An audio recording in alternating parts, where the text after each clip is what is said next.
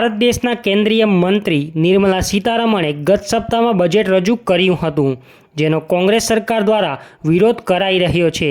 ત્યારે સુરતમાં ભાજપના રાષ્ટ્રીય મહામંત્રી વિનોદ તાવડેએ બજેટ અંગે પત્રકાર પરિષદ યોજી હતી અને વિનોદ તાવડેએ બજેટ અંગે ચર્ચા કરવાની સાથે ગ્રામ વિકાસમાં આજે 180 સુધી આંકડો પહોંચ્યો હોવાનું જણાવ્યું હતું।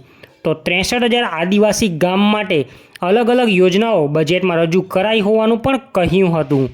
આ સાથે જ વિનોદ તાવડેએ કોંગ્રેસ સરકાર પર પણ આકરા પ્રહારો કર્યા હતા। My TV news channel reporter Kishore Patel.